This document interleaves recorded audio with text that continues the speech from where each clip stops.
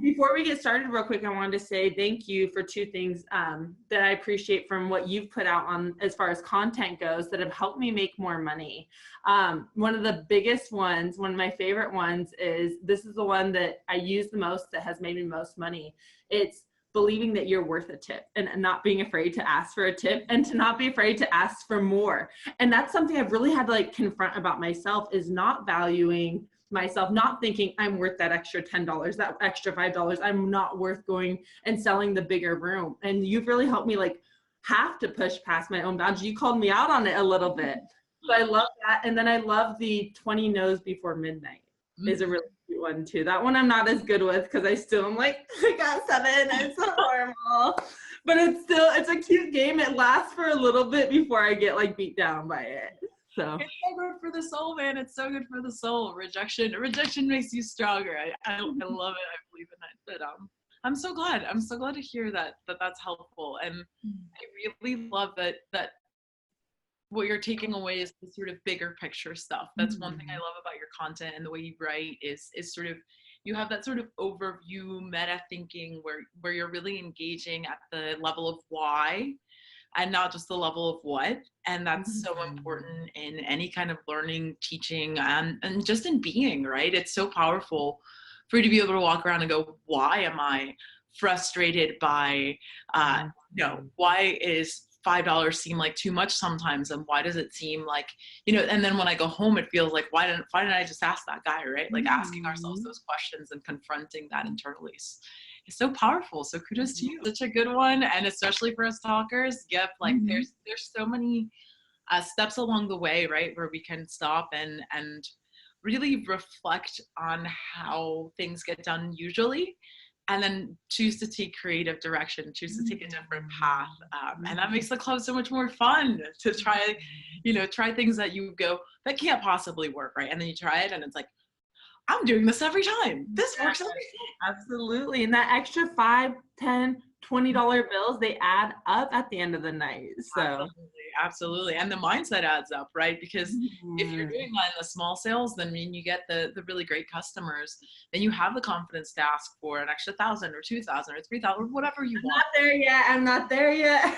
We're there now. We're doing it right now. So I have so many questions for you. I'm really excited to chat with you. For folks who are listening in and have never interacted with this lovely being before, this is Strippayoga, and they have a lot of content on Instagram about caring for your body, and do a lot of events when it comes to movement and self-care. You've been in the industry for, it seems like, about 8-9 years. Is that accurate?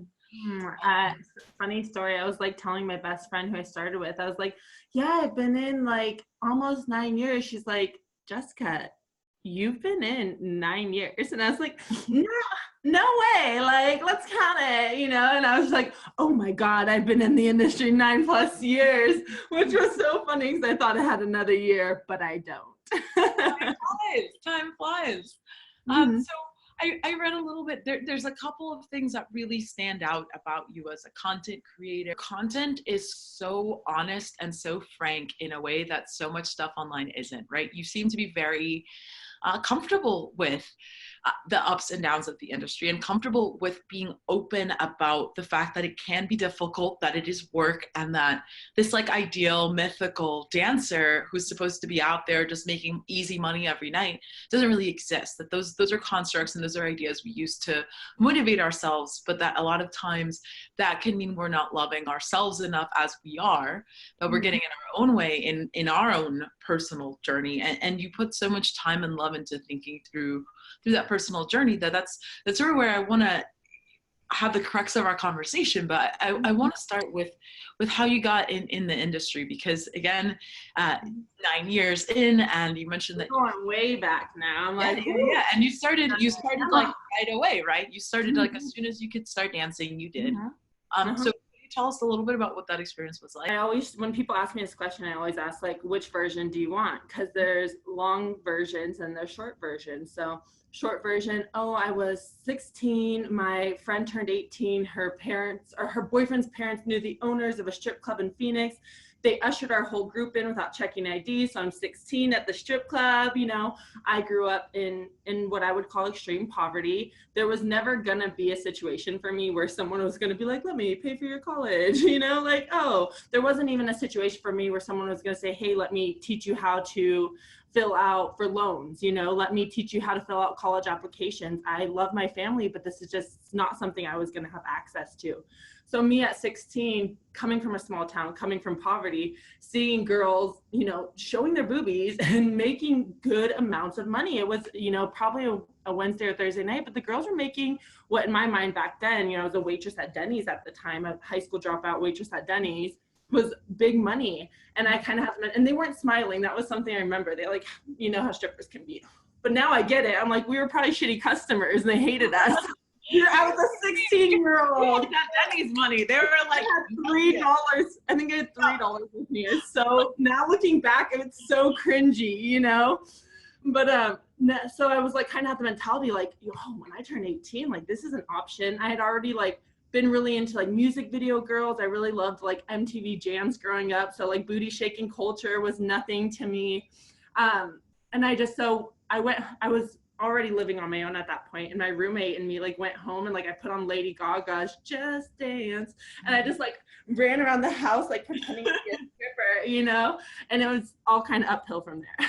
And I say uphill because it's a battle, right? It's not like easy flowing. It's like you're working up there. But the long story of that goes deeper into why is it that this is something I think about? Why is it that I am a stripper, but that girl who's actually hotter than me is working at Burger King? So if we're going to talk about why am I a stripper, what is the mentality that goes into choosing to dance as opposed to choosing to do something else? It's not that we're shitty people or we have loose morals. Like, I don't know what that is. What changes the person and makes them able to do it and not able to do it though. But it's interesting. Did you ever have hesitation about it? Did you ever feel like maybe I can't do it? Especially before you auditioned, or did the concept of it feel very commonsensical? Like, yeah, of course, why wouldn't I? That seems It was more of the latter. I was nervous auditioning for my first strip club. I still get nervous. You know, you just went to Vegas and auditioned at a bunch of strip clubs. It's an intimidating process. But I knew it wasn't intimidating, like, can I actually show my body? That I was always a naked girl. I was, you know, the first girl in gym class when everyone else is like, oh no, my boobies. I'm like, ooh, you know? So I was always a little more comfortable talking about sexuality, you know, just being in a human body, experiencing sexuality. I was a little more comfortable, but I was nervous. I wasn't going to get hired, or I wasn't pretty enough, you know. But 18-year-old, you're just like dumb hot. It doesn't even matter. At 18, you're just dumb hot. You're going to get hired everywhere. So do you think that feeling of like, oh, I don't mind being naked, and that part is simple and not something that makes you nervous or worried, how much of that do you think came from your upbringing, and how much of that was like your own internal reality? And I realize it's hard to split out, but I ask because we have very similar backgrounds. I've thought about it a lot. I've thought about this stuff a lot. These are questions I've sat with for nearly a decade, you know? So I was very lucky. So yes, I grew up in poverty, but I also grew up in this really progressive household with a bisexual mother, an immigrant father, agnostic, you know, pro-sex family. So it just kind of like, I don't know, I just like was never ashamed of my body in that sense. My mom just was always talking about it. When I said, you know, Mom, where do babies come from? She said, well, men have penises, women have vaginas, and went through it. You know, it was never anything to be ashamed of. As I got older and actually started exploring sex, that became a little trickier in the household because, of course, when your teenage daughter starts to have sex, you're like, whoa, no more. Like, I take it all back. We didn't mean it. No, we're not pro-sex anymore. Put a custody belt on. But overall, I definitely think that having a family that didn't, you know, shame based on sexuality played a big role in that. And I hope to raise my children that way. I hope more people start raising their children that way, you know. I wish that we had gone even deeper in that sense, you know, and talked about masturbation and things like that. But the future. It's so funny that there's going to be this very interesting generation coming up, because there are so many parents who are way more engaged about that. And it's not just parents, right? Because, you know, we could talk about 60s, 70s. Yes, there was a culture of that and a lot more sexual education and understanding, but now it's just sort of plastered everywhere. Like, it's so publicly available that combined with sort of liberal progressive parenting is going to create some really like self-aware beings. It's going to be really interesting to have those interactions, you know? And I'd say the 60s and 70s wasn't about sexual education. It was about sexual freedom. So I think like we've taken like the best parts of that movement, which was kind of the sexual freedom, women's right, and we're putting, you know, education behind it now. And we're seeing where that actually goes. And we're putting science, and we're putting, you know, health, and we're putting our lives before having children. And there's just a lot of fun stuff happening. Generation Z is so cute. I love that perspective. That brings me so much joy. Yes, I love Gen Z. You know, we work with baby strippers. Half the girls I work with are, you know, 18, 19, 20 years old, and they're just so cool. Why wasn't I this cool at 18? You know, they have makeup tutorials and they're on social media. They're so freaking cool. They understand marketing already, and they're just on it. I'm like, teach me how to Snapchat, young ones, you know? And they're so savvy, like they know it all. And it's like, oh, it's definitely changing our minds.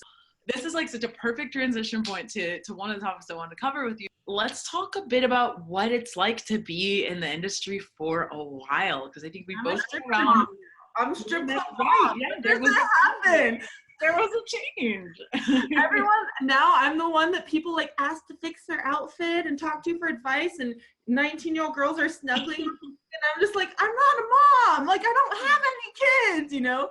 But when you've been in the industry for a decade, you know, and you do something like Strippayoga, which is so community driven, you're gonna naturally kind of take on that like motherly or like aunt role. And I think it's cool. I don't mind it. There was a time when I was probably 23, 24, where I struggled a little bit working with all 18, 19-year-old girls. You start getting in your head like, I'm old, I'm 23, I'm old, you know, which is something that happens with our industry.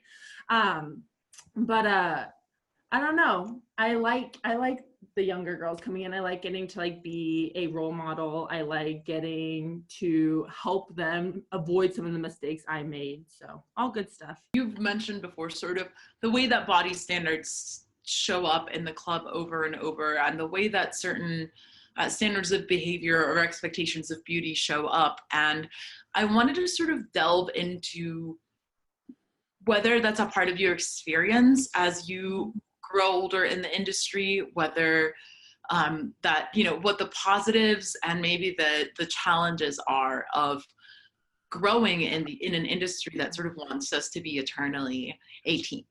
Yeah. I'll say the thing about being, you know, 18, 19 years old and just being a little hard body is you do have that, I call it dumb hotness. You don't really have to try very much because you have just that. When you're older, what you cultivate is this kind of like charm and intelligence. And I feel like your hustle stems more from that. And you don't rely on your body so much. And I personally like that a lot more. And I tend to find more quality customers and customers who enjoy me more for who I am as a person and what it's taken to become the woman I am today. Whereas when you're 18, 19 years old, you're getting a lot of guys who just want to see you shake your cute little ass, which is great too, you know. As somebody who fluctuates weight wise, I'm somebody who gets really firm sometimes, and sometimes I just like to get fluffy and eat. And I'll say that yes, I see a difference in the amount of money I make during those times. So it is absolutely affecting us at all times. Getting older, you know, there was a time when it was affecting me working with 18, 19-year-old girls. And what I did to kind of remedy that is start working in clubs that weren't working with 18, 19-year-old girls. So I stopped working at a fully nude club that, you know, most of the girls coming in were baby strippers, and I moved to a topless club that had what I consider more like women, grown women.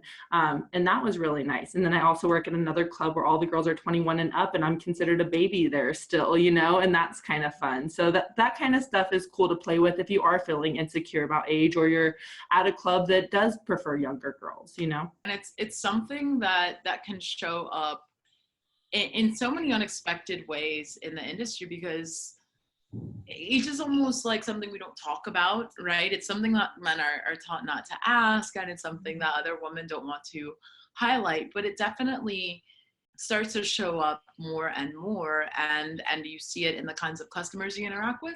You see it in the types of interactions you have, right?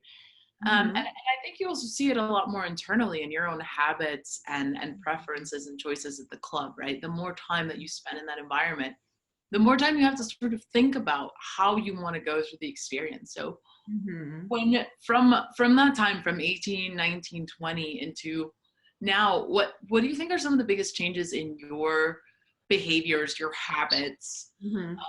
Taking care of myself 100%, learning to get rest, learning to put myself, my dog's crying at me, learning to put my health first, learning to move slower on stage, to take care of my body, making my body a priority even on my stage, learning to not talk to customers who are rude. Money is easy come, easy go.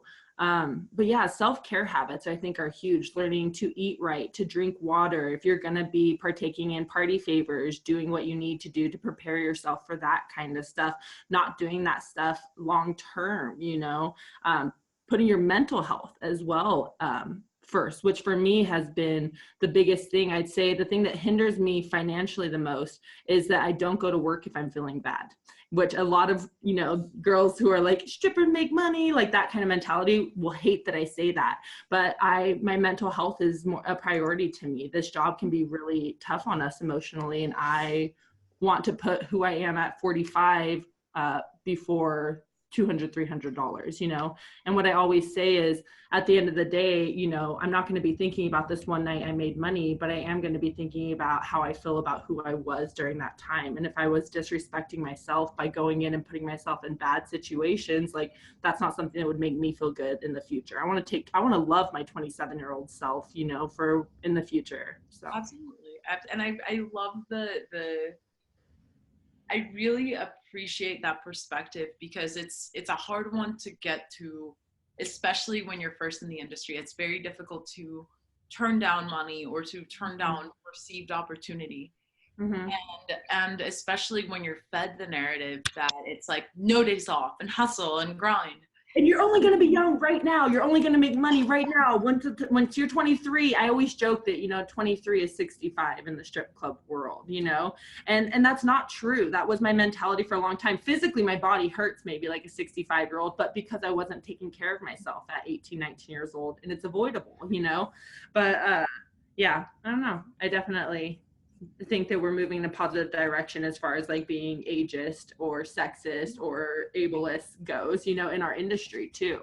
Yeah, and one of the biggest things about those points of connection, and that every sort of the conversation is opening up so much more, is that we do have those reference points to fact check some of those ideas, right? So the idea of, oh, you can't make money when you grow as an entertainer has been totally debunked. Most of the people are in this space Stunning. actively talking about this, right? Like there are so many entrepreneurs and so many incredibly strong salespeople who are in their late 20s, who are in their 30s, who are in their 40s in the industry, and those voices seem to not be in the front page, because clubs are doing marketing, right? So their marketing is going to look like 21, 22, when in fact some of the most successful people long term can be in any range of age, of size, of anything in the industry, right? Because it is about your fundamental ability in some sense that isn't just, do you look like this exact poster? One of the biggest hustlers I've ever known. This woman is in her 50s. She's been a regular at a club for a long time. She's just like a future girl there. She's been there forever. And this girl will out hustle any girl. I've never seen anybody hustle like her. She is a machine, and she looks great, and she just like, and you can tell she's older, but it doesn't matter, you know what I mean? And she is just a goddess, and she radiates give me your fucking money energy, you know? And I love that about her. And it's just like you said, having those kind of reference points really does make a big difference.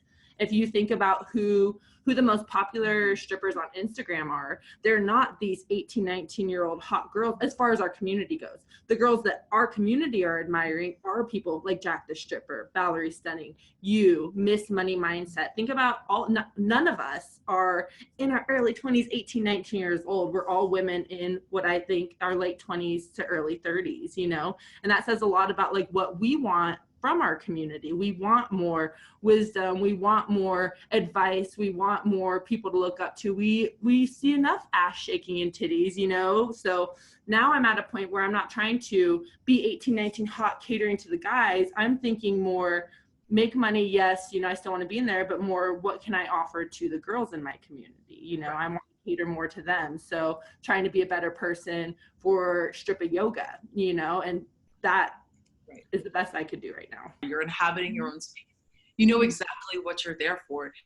If what you're there for is to make 30 amazing connections and make $300 that night, why do we treat that any differently than someone who shows up for whatever other reasons they have to be in the club, whether it is because they want to be there because it's a social environment, I don't want to be home alone, or they want to make whatever $20,000. Like, they are all tracks for an individual person's goals and purpose. And I love that you will not compromise on that.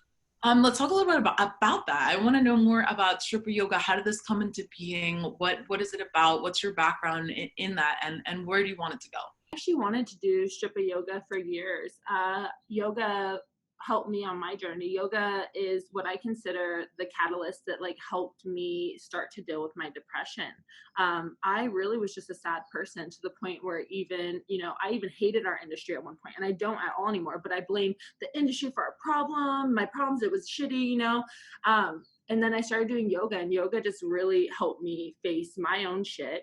And it made me happy again. For the first time, I had something that was really creating genuine happiness in my life. And I think when you find something like that, our natural instinct as human beings is to want to share that with other people. Well, my community is strippers.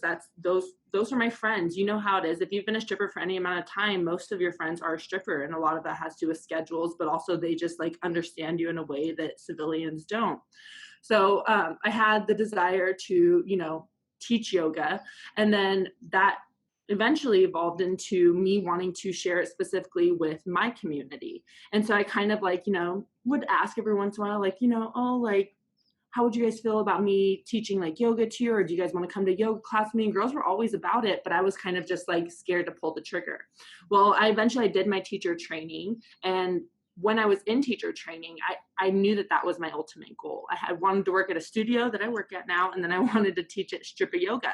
And I mentioned it to the woman I was training under. You know, I was like, oh, I want to do Strippayoga. And I'll never forget it. And you've seen me probably post about it a few times. She goes, you're not going to call it that, right? And she's a nice lady, but it was just like, she's a normal white, you know, business lady in Tucson, Arizona. And so she was like, you know, definitely grossed out by the word stripper. And, you know, in my head, I was kind of like, oh, like, maybe I should call it something different. But what she was saying is the word stripper is dirty. And people think that because they think that we're dirty. So that's why we call it Strippayoga now. But so I kind of sat on the idea for a while. It kind of scared me. And then I started teaching yoga. And then I kind of got scared about coming out to my yoga community as a stripper, because I didn't know if I was going to face all people who thought strippers were gross or had this negative connotation or like stigma that goes with strippers. But I was still stripping. And so my friends knew I was a yoga instructor. And I was, you know, when I came, oh, that's the yoga instructor, you know, they were telling their customers, oh, well, not all of us are just strippers. My friend's a yoga instructor. And the girls were always hyping me up and supporting me and coming to my classes, and always made me feel really good. And I was always mentioning still, you know, just to my little friends, like, how would you guys like it? And they're always like, do it already, you know? Yeah, and so stop talking about it. It's been 3 years, girl, you know, because it really happened. I've been teaching yoga for 3 years. And then I found there's a studio out here, and I love it. It's called Floor Polish. And it's a woman who owns it. She's younger, in her early, probably 30s, late 20s, businesswoman in Tucson, Arizona, in the hottest spot down here, you know, the hottest area of town. And I was subbing a class there for a friend, and I just brought it up. I was just so scared. I was just like, so I have this idea, you know, and she was just like, yeah, absolutely, we're doing it here, like no questions asked. And that moment is how Strippayoga actually like came about, you know.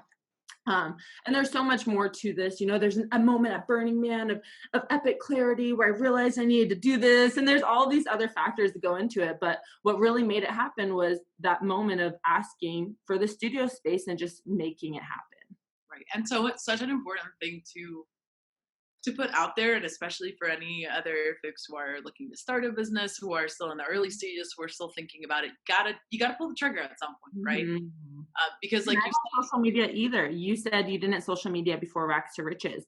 I do not like, you guys see me take big hiatuses from social media because I don't like it, and you weren't familiar with it either, but you have to learn. You just have to go for it. No one's going to teach you. You're not going to be starting a business and hire a social media marketer. It's not going to happen probably, so it's just like you said, you do just have to pull the trigger eventually.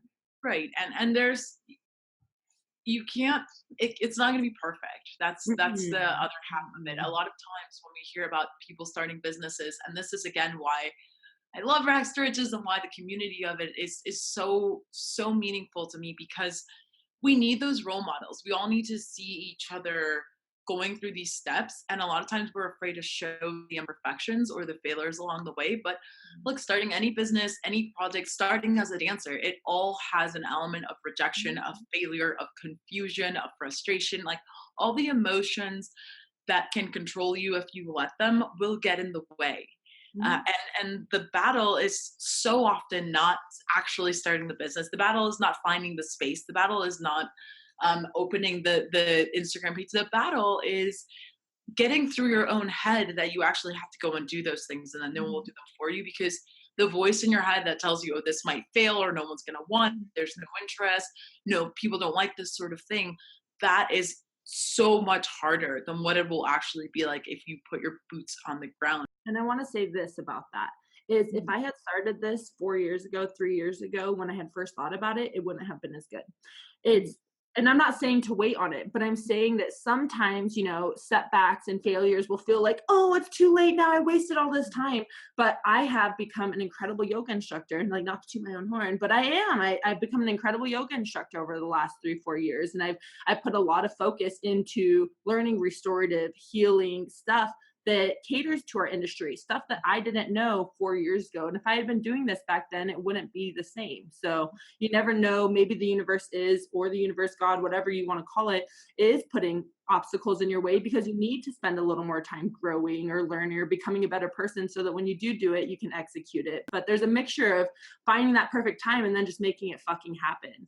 And just something I always tell people when they ask about stripping is you have to suck at first. You have to go on stage and you have to like back twerk, and do your hair way too much, and you have to trip on like way too sweaty for no reason. sweating. You're so sweaty, and you just like you're twerking like you're in the club, and you have to. And it's the same thing with business. Sometimes you just like got to go back to work for your business, and it is what it is.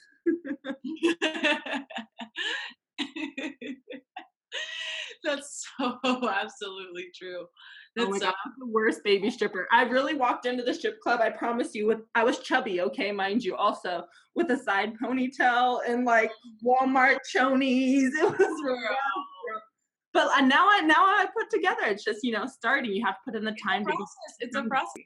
There are people who walk in and just have that. They have the look. They have the natural pizzazz. I've seen 3 in a decade. I've seen 3 girls. It's wonderful. It's magical to watch and good for them. I had the opposite experience. I was a terrible dancer, had no context of sales, just every category of dancing that you can be. It just fun, right? And I'm so grateful for that, because it's what made it possible for me to sort of work backwards and figure it out. But at the same time, like, it's so much more common than you think. And the beautiful thing is you have a community of people who've all gone through it. So we all, like, there were so many dancers that were like, sweetie, that's not what we're gonna do, right? And those people change your life along the way. They help you so much, and they're out there, right? So part of Girls were mean to me when I was new. Girls were mean to me. I really got bullied. This is a real life story of one of my first stages. Okay, because my personality is big. Okay, I'm loud and I'm friendly, and I've learned now at a new club, you don't be that. You just be quiet and keep to yourself. But I'm 18, I'm excited. I'm like, I'm gonna make sure my friends, and I'm so loud, and they hate me. Okay, and I understand now. I'm like, God, I was so loud. But they sat in the back. I had to go on stage, and there was like 3 girls, and they were the hot girls. They're all kind of scary and gothy looking. They're like, let's go watch the new girl dance on stage and laugh at her. And then they followed me out and watched me dance on stage and laughed at me. But now one of those girls is one of my best friends in the entire world. And it's so funny when we talk about that now. So, but I'm always nice to new girls because I know how it feels to have girls be mean to you when you're new. Right. So. And how embarrassing for her now. That's like a tail between your legs. And we're like, yeah, now you're my friend. Now you love me. I would put you in my wedding, girl. Right? Like, I was embarrassed at 18, but you're going to be embarrassed for life about that.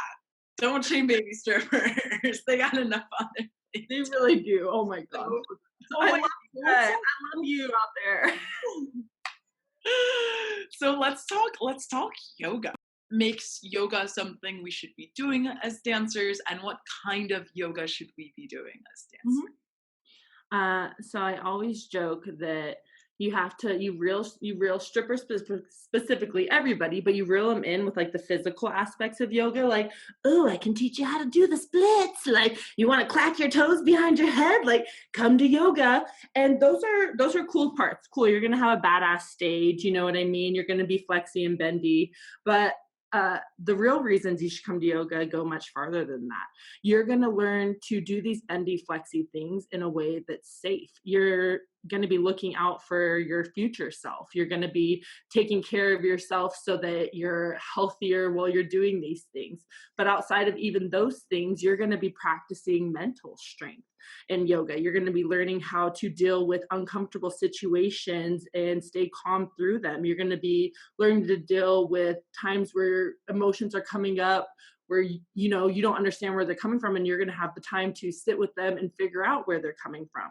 And all of these are skills that you can take into the club. When I'm sitting in half pigeon in yoga and it fucking sucks and I hate it and I want to jump out of it right now, if I can stay calm and wonder, why am I getting so angry about this? It's just a physical sensation. That practice right there of staying calm and acknowledging as a physical sensation transfer over to the club. When that customer is sitting there, being a fucking dick, but I also see $3,000 sitting on his table, learning to, this is just the situation I'm in right now. This is temporary. This is not anything long-term. I always joke in half pigeon, nobody's ever died from half pigeon. And I guess, no one's ever died listening to a boring conversation, I'm like, maybe, but so you're going to get the physical benefits of it. You're going to learn how to be flexible, and that's going to be awesome. You're also going to learn how to do that stuff in a safe way that keeps your body healthy for a long time. And then you're going to get the mental benefits of it. You're going to become mentally stronger, and that mental strength is going to make you calmer. And if you think about the fact that the number one killer in the country is stress, not only is it making you calmer, it's making your life longer, by helping you find that calm in a world that really wants you to be stressed out all the time. So I always joke, yoga will literally save your life. I can talk about it all day long. Like, I think yoga is for everybody. As far as what kind of yoga you should be doing, that's different for everybody. Strippayoga is gentle hatha. So I call it's shmedium hardness. So we want to work, right? We want to sweat a little bit. We want to feel a little sore tomorrow, but also we work, 4 to 8 hour shifts, 2 to 4, 5 times a week in 6 to 8 inch heels, squatting, standing up, twerking our back, rotating in really strange, weird ways, slamming our knees into the ground. We realistically do not need to be doing a lot of strengthening type stuff. We need more healing, nice stuff. So there's a lot of people who like, the style. It's called vinyasa, which is what I was trained in. And vinyasa is a great style. It's, constant moving, go, go, go, lots of ups and downs. And it's really good for strengthening your body. But for people like us who are already working our body in such intense ways, that can actually do more damage. So it's nice for us to have something, what I teach in Strippayoga is a hatha class.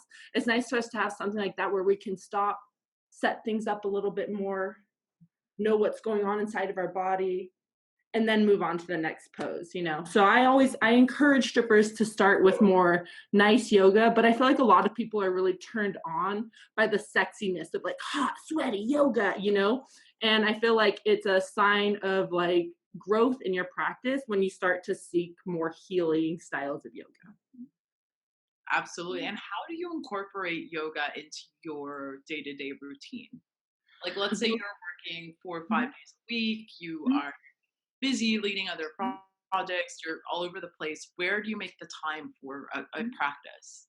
I practice yoga all the time. I've practiced yoga since you and me have been talking, you know? I found myself blabbering a little earlier. I was talking more than I wanted to. So I've practiced yoga enough that I can acknowledge that that's happening, slow down. I took a deep breath. I told myself to calm down and, have this conversation with you. So you can practice it. You can practice, there's different parts of yoga. That's what needs to be understood first. Is there's the physical practice of yoga, which is what the poses. That's what you see in the Instagram videos and the pictures. But there's so much more to yoga than just that. There's the breathing, there's the meditation, there's the principles that go with it. So maybe I'm not practicing the physical postures every single day, but I can still practice the taking a few deep breaths, even 5 deep breaths. You just did yoga. Guess what? Cool. You meditated for 1 minute. Cool. You just did yoga. You know what I mean? You sat and, you did this stretch for a moment and took 3 deep breaths. Guess what? You just did yoga. As far as fitting it into your practice, if you are looking for strictly those physical benefits, there's a few poses that you can do in the club. And I posted a lot of tutorials about them on my Instagram page. I have a lot of the ones that I do more commonly on there. My favorite one is called ragdoll. And ragdoll is a pose you can literally do standing up anywhere in the back room, on stage. You could do it, and it helps relieve pain in the lower back, and it gently stretches the hamstrings and glutes, helps lengthen your spine, which is really nice. So. That's wonderful. And I love the description of you can do it anywhere because of the allure of the hot yoga class and come to this and come to that, which is wonderful. And you can do it. And if it's your thing, go for it. But I think sometimes we lose that context that it can be 5 minutes, it can be 30 seconds, it can Mhm. be anywhere in your day, that it's more of a continual habit and practice than it is this 1 hour segment. And otherwise you failed at yoga, right? The view of it is that it's not a fail pass, it's a practice. And just like many other things where we could afford more time to feel like it's practice and not fail pass, it can really show you to bring that mindset of play and fun into just the day to day. So In the practice, it's also an investment. You're literally investing in yourself every single time you take 5 minutes to breathe, every single time you take one deep, slow, controlled breath, every time you dedicate an hour in a sweaty yoga practice, every time you do a half pigeon on stage when there's nobody in the club and nobody's tipping, that one guy's talking to that girl, you're investing in yourself, you're investing in your health, and you're investing in who you'll be in the future when you're done stripping. I love it. I love it. Do you have a few minutes to do some poses with me? I had planned to it, yeah. We're gonna start in a comfortable seat. You can be cross-legged, you could be Japanese style, you could place a block underneath your butt, whatever feels good for you. Just sit up nice and tall.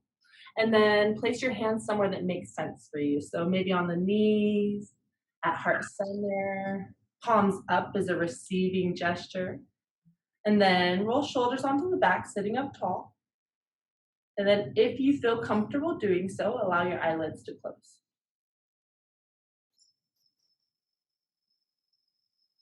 And the first few moments of a yoga practice are just about slowing down.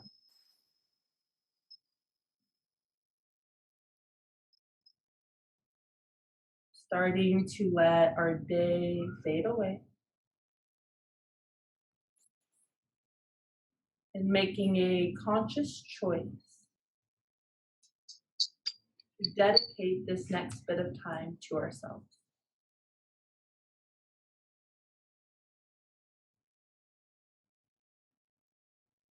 Wherever you are in your breath cycle, exhale completely. Take a big inhale through your nose so your lungs expand. Pause at the top. And then open mouth, exhale, let it go. Squeeze your abs and push out more air than you think you can. We'll do that again 2 more times. Big inhale.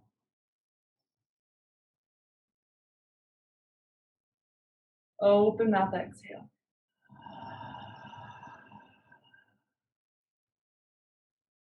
One more last cleansing breath, biggest inhale yet.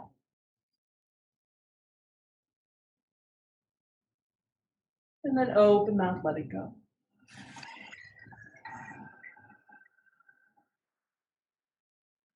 Seal your lips and begin breathing through your nose. Long inhale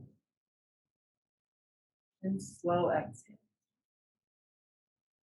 When we start moving, try to keep your breath slow and controlled like it is now. If you feel comfortable doing so, as you're ready, allow eyelids to open back up. We're going to inhale, hands to the sky, big stretch. And as you exhale, you're going to twist, twist, twist to your right. Bring your left hand across your right thigh. Bring your right hand to the floor behind your right hip. Use your left hand to pull your left shoulder forward as you look over your right shoulder gently.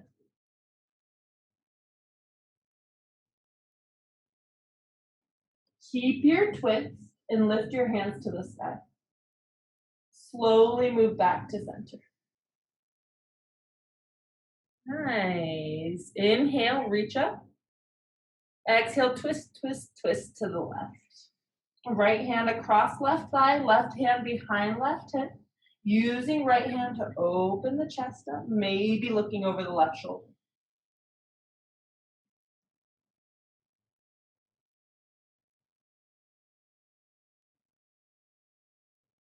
Good. Hands come back up. We slowly move to center. Interlace your hands above your head and then bring the palms to the back of the head. Open your shoulders up, push your elbows out to the side, tighten your core. Sit up tall, take a big inhale. And as you exhale, press your head into your hands. Try to look up, elbows still moving out to the sides. Take 2 big breaths.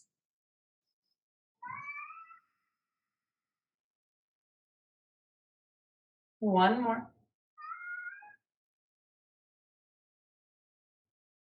And inhale gently guides the head back to center. And exhale drops the hands at the sides, fingertips on the ground, a upside down V shape from the fingertips to the top of the head. With an inhale, we're going to lift our right hand up to the sky. With an exhale, we're going to place our right hand on our head and we're going to guide our right ear towards our right shoulder. Guide, not pull. You can stay right here if you're feeling a nice stretch down the left side of the body, your left arm, left neck, or hover the fingertips off the ground just an inch or so to get a little more sensation. You can choose to stay right here or flip your left palm up to the sky and notice how that subtle movement makes a big change in your body. The sensations change dramatically. Flip the left palm down, set the left hand down. Guide the head back to center, and with an exhale, set the right hand down. An inhale brings left hand up to the sky. An exhale brings it to the crown of the head. We guide left ear towards left shoulder. Again, pausing here. We're hovering those fingertips off of the ground for a little more sensation.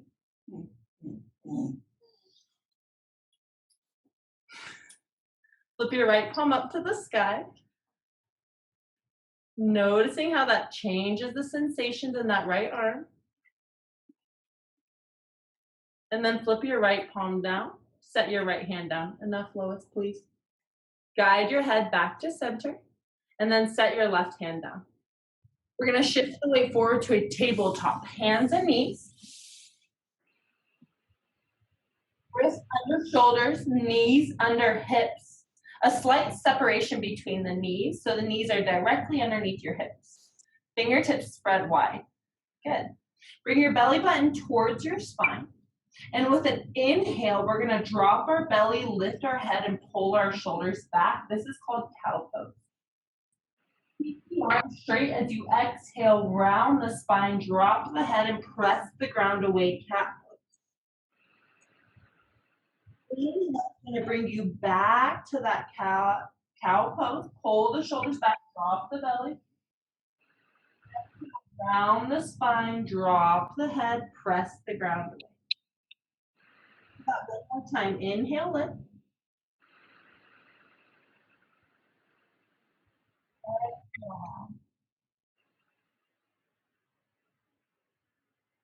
Come back to a neutral tabletop shape. We want to make sure we're at the back of our mat. So our toes are at the back of our mat. Our hips are going to stay directly above our knees. So our hips are not going to move forward. They're not going to move backwards at all. They're going to stay right where they are. We're going to start to walk our hands forward one at a time. When you can't walk your hands any farther forward without your hips moving, bring your forehead to the mat. This is called extended puppy pose. Each inhale you take, soften the space between your shoulders. And each exhale you take, soften the chest closer to the ground. Keep the top of the feet pressing into the floor. If you need more sensation, bring your chin to the mat and look forward. Take 3 big breaths here.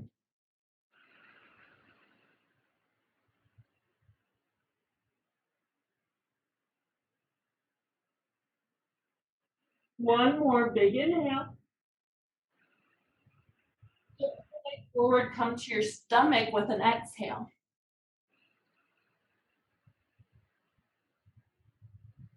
From here, we're setting up for a baby cobra pose.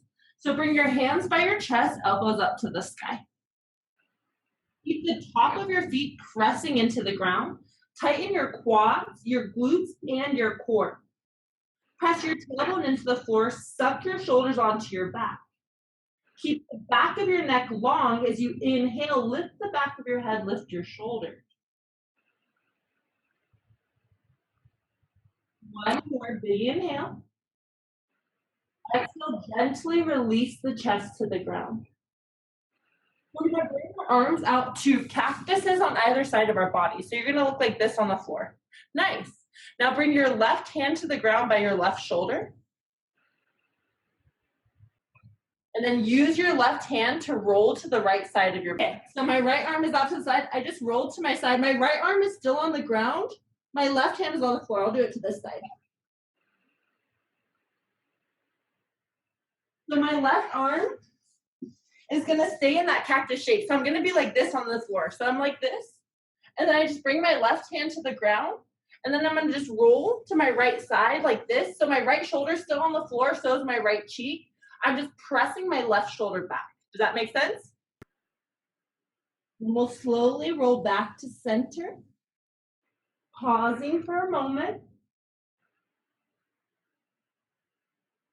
And then when you're ready, we're going to switch sides. So left cheek comes to the mat. We look to the right. And then our right hand will come to the ground by our right shoulder. And then we're going to roll to our left. I like to bring my knee out in front of me, just like letting it rest, and then use my arms to push my shoulders farther back.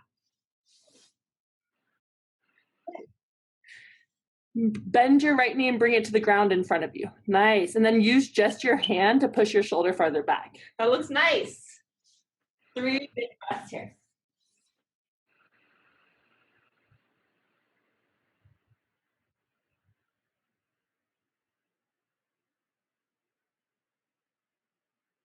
Nice.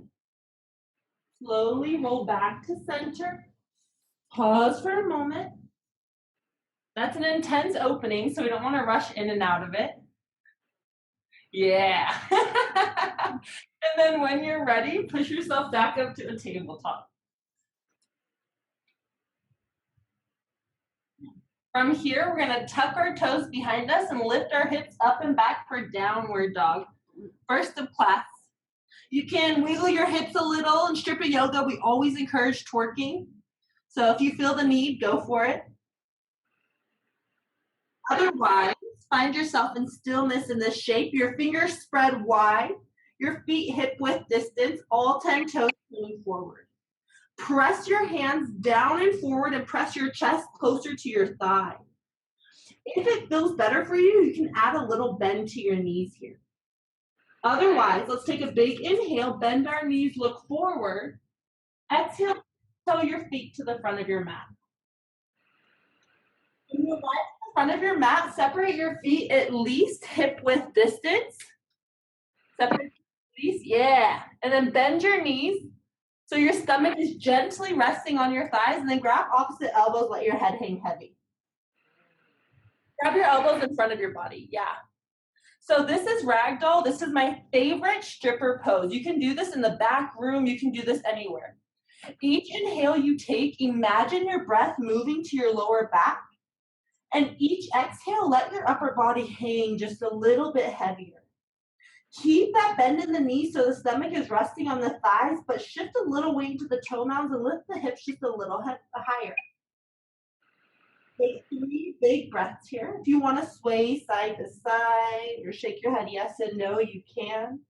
This pose relieves lower back pain, lengthens the spine, and stretches the hamstrings and glutes. One more big breath in. And then exhale, gently release your hands to the ground and heel toe your feet all the way together. With an inhale, begin to roll up to standing, 1 vertebrae at a time. I'm going to do it on my knees since I'm so tall. Good. Nice. From here, roll your shoulders onto your back, palms face forward. Tuck your tailbone slightly so your lower abs engage. Press down through your feet and reach up through the crown of your head. With an inhale, reach both hands to the sky, big stretch. With an exhale, bring hands through heart center as you fold forward again. Nice. Release your hands to the mat. Come to the front of your mat again. Yeah. And then from here, we're going to step our left foot all the way back. Lower down to your back knee and untuck your back toes. I'm going to do it this way. So in yoga, we never want our knee in front of our ankle. So if you land like this ever, make sure to grab your ankle and bring your foot forward, okay? Right knee above right ankle, a nice diagonal to the left leg, the top of that left foot pressing into the ground. Reach the crown of your head forward, and then pull your right hip back as you push your left hip forward. Take 1 big inhale. And as you exhale, shift your hips back, pause. You want to keep your left hip directly above your left knee. You do not want to sit back on your calf. If it's easier for you, you can walk your hands back. Flex your right toes towards your face. Push your right hip back as you push your left hip forward. And then don't round in the back. Instead, reach the crown of your head forward. Inhale, shift the weight forward, low lunge legs. Exhale, shift the hips back, half splits. We're going to do that again. One more time. Inhale, shift the weight forward. Exhale, shift the hips back. Nice. Inhale, shift the weight forward. Plant your left hand down. Bring your right hand up to the sky and twist. Nice. Keep pulling your right knee towards center. Pull your shoulder blades together and then spin the left side of your chest up. Take 1 more big breath in. And as you exhale, plant your right hand down. Tuck your back toes, lift your back knee to the sky. Come to your fingertips if you're not already there. Your right knee above your right ankle. Your feet, if they were cars, would be in separate lanes of traffic. All 10 toes point straight forward, and your left heel presses forward slightly. Reach the crown of your head forward and pull your feet towards each other without moving them. Your quads should fire up. We're creating some heat, so let's take 1 more big inhale. And then exhale, plant your palms, step your left foot next to your right and fold. Plant your hands down, step your right foot all the way back. Lower down to your back knee, untuck your back toe. So we're just doing the other side now. Left knee above left ankle. Your feet still point forward on that left foot. The top of your right foot still pressing into the ground. Reach the crown of your head forward, pull your hips towards each other. With an exhale, shift your hips back, half splits. Flexing left toes towards the face, right hip directly above right knee, reaching the crown of the head forward. Inhale, shift the weight forward again, low lunge legs. Then shift the hips back, half splits. Shift the weight forward. Shift the hips back, last time. Shift the weight forward. This time we're going to plant our right hand down, left hand comes up to the sky, and we twist. Pulling shoulder blades together, spinning right side of the chest up. Take one more big inhale. Exhale, plant your left hand down. Plant your left hand down. Yeah. Tuck your back toes, lift your back knee to the sky. Left knee above left ankle. Feet in separate lanes of traffic. All 10 toes pointing straight forward. Right heel pressing forward. Pull feet towards each other without moving them and reach the crown of your head out. Take 2 more breaths. One more big inhale. Exhale. Plant your palms. This time we're going to step our left foot back to meet our right, downward dog. Drop your knees to the ground, tabletop. Nice. So we just built a little bit of heat in the body. We warmed up a little bit. We did a little bit of stretching. Now we're going to go into some deep stretching. So we're setting up for half pigeon. This is my favorite way to get into it because it's really self-explanatory. So your hands are shoulder width distance. Let me fix my hair. Your right knee is going to come outside of your right wrist. It's going to touch the outside of your right wrist. Okay. Then your right heel is going to come in front of your left knee. Nice. Then we're going to tuck our left toes. We're going to walk our left knee back. Nice. Untuck your left toes. Look over your left shoulder at your left leg. Make sure that your knee is pointing down, your toes are pointing straight back, and your whole leg is moving straight out of your left hip. Then square your chest forward. Flex your right toes towards your right kneecap. And then try your hardest to square your hips forward. Stay here or fold forward. We're going to be here for about 10 slow breaths. Enjoy.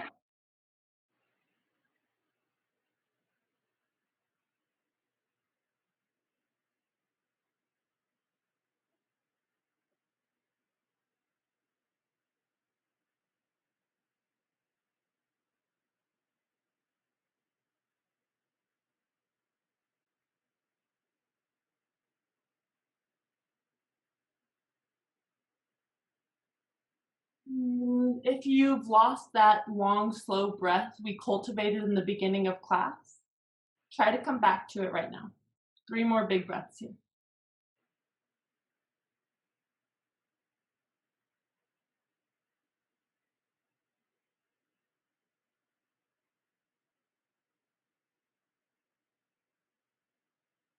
And then we're going to slowly come up to our hands. And then back to tabletop. From tabletop, I like to shake out my right leg, wiggle my hips a little. Yeah, it's like a dog peeing. It's not really the cutest, but whatever, we'll make it cute. And then when you're ready, we're just gonna switch sides. Left knee comes outside of left wrist. Left heel comes in front of right knee. Yeah. Tuck the right toes, we walk the right knee back. We untuck the right toes, we check the integrity of our right leg. Long hair is great until it's in your face, bro. Right toes point straight back, knee points down. Square the chest. Flex your left toes towards your left kneecap. This will protect your left knee. Stay here, square the chest. or maybe in a fold forward. And it's normal for one side of our body to be a little tighter than the other. For a lot of us, that's our left side. I know for me it is. So if this is feeling more intense on one or the other side, just know that that's normal. But we gotta sit with this and try to breathe the same amount of times we did on the other side so we don't deepen that inconsistency.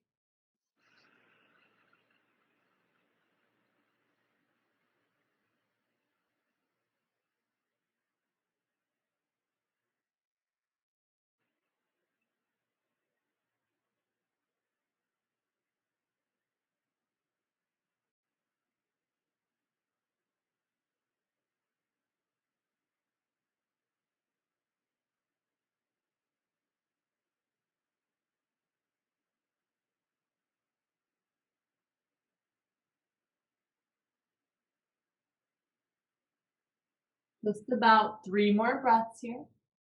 See if you can pull your right hip forward slightly and bring your left hip back at the same time. Nice adjustment.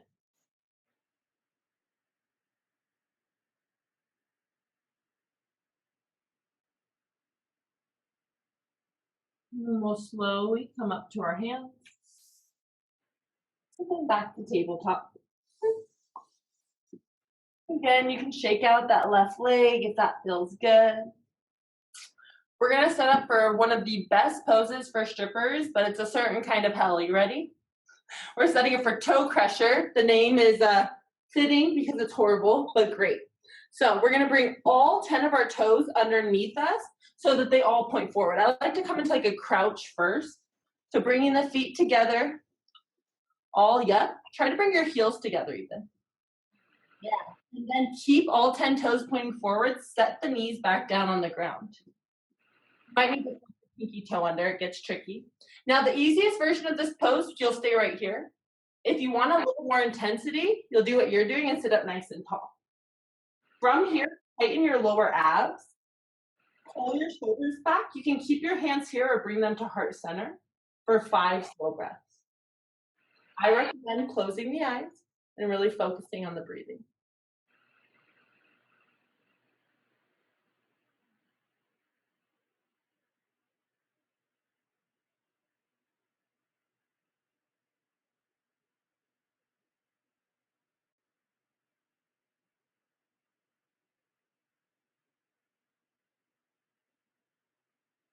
One more big inhale.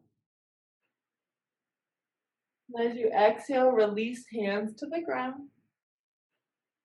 Tap out the top of your feet. Whew, doesn't that one feel good and horrible all at the same time? From here, we're just gonna shift onto either one of our hips and we'll set up for a wide-legged forward fold. So you can do this facing towards me or out, whichever one that works better for you. So what I like to do is I like to use the hand to bump the hips forward a little bit. There you go. Oh, I just got a nice hip pop. That was nice. Now from here, I like to bring the fingertips behind my hips and then puff up your chest. If you're saying, Jessica, this is nothing, I'm a stripper, I can go way deeper than this. Okay then, we're gonna walk our hands forward, keep our chest pulling forward and begin to walk our hands forward. Yes, I twerk in this one all the time. Shaking the booty is so natural. The little like butt flexing one. Now, notice that you're rounding in your spine already. Try to pull your chest through your shoulders. Nice. Now, keeping your chest as long as it is, your spine as long as it is, if you can begin to fold forward, do so. Take 5 slow breaths wherever we've landed.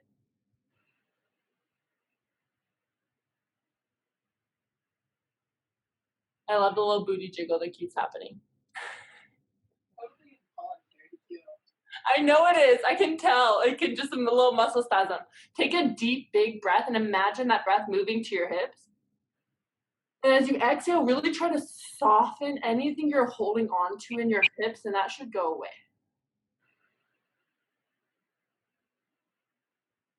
Slowly come back up.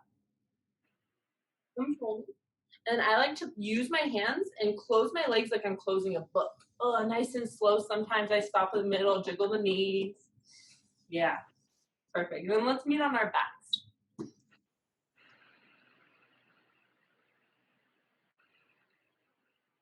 Yeah, perfect. I'm not sure you'll be able to see me, but we'll try.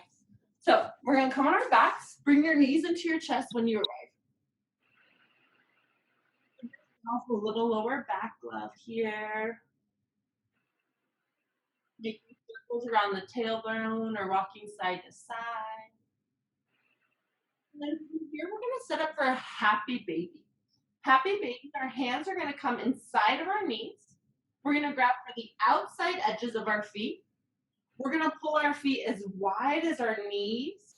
Our knees come down past our shoulders or towards our shoulders. You're gonna kick your feet into your hands as you simultaneously use the strength of your arms to pull your knees down. Press your tailbone towards the floor and suck your shoulders back. Keep your head on the ground. You can stay here or rock side to side. You can stay here or start to play with straightening one leg out to the side, maybe moving it back and then straightening the other leg out to the side. Maybe straighten both out. Just having fun here. It's called Happy Baby, so feeling free to play like a baby would.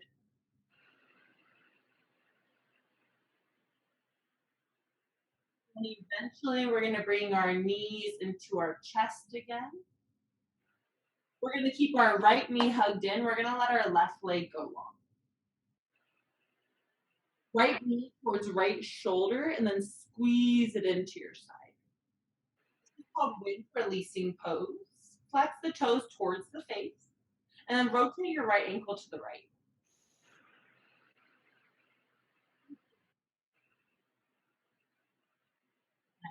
Inhale brings left knee in to meet right. And exhale lets right leg go long. Left knee towards left shoulder and then hugging it in. All 10 toes flex towards the face. Rotate the ankle to the left 3 times.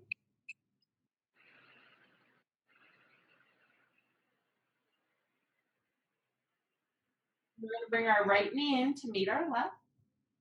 Wrapping arms around shins and bringing forehead towards the knees if that feels okay. Every muscle on your body, imagine you're bringing everything towards your belly button and your belly button towards your spine. Take a big inhale, squeeze it all in. And then exhale, let everything go. Let your legs go long. Let your heels come as wide as your mat. Let your feet fall open. Arms come down by your sides, palms facing up, shoulders roll towards the mat. Allow your eyelids to close. Allow your jaw to soften. Allow your arms and legs to be heavy and your fingers and toes to fall open. One more long breath in, biggest breath of the day so far. Then nice and sweet, let it go. Melting into your mat for a well-deserved Shavasana.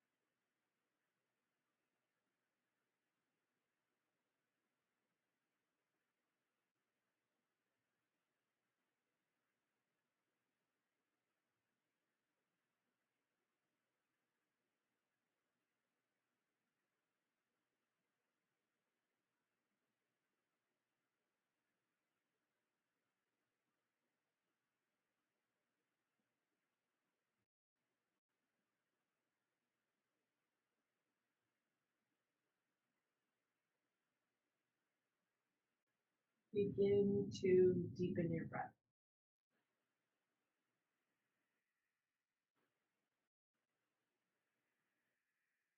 Start to bring small movements to your fingers, your toes. Roll out your wrists. and your ankles.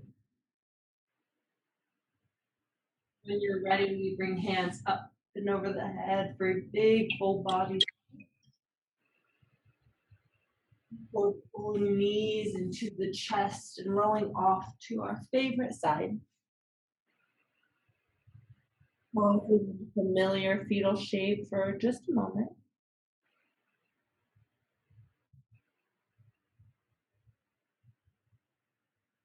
And then keeping eyes closed, slowly make your way into a seat facing forward. And if your eyes open on the way up, no biggie, just close them down again when you arrive. And we began in a comfortable seat, placing the hands somewhere that makes sense for us, sitting up tall. We're going to take just a moment right here in this seat to acknowledge any changes that have occurred in our body, our mind, our energy levels, mental state over this last hour of practicing.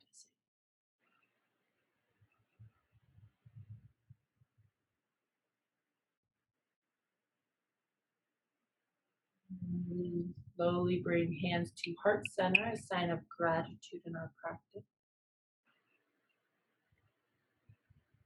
We bring thumb tips to forehead center. Acknowledge this practice. We bow. Namaste.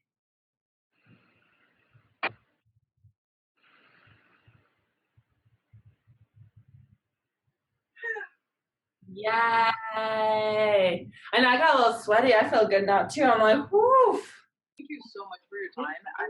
So much fun today. It was so nice getting to chat with you. So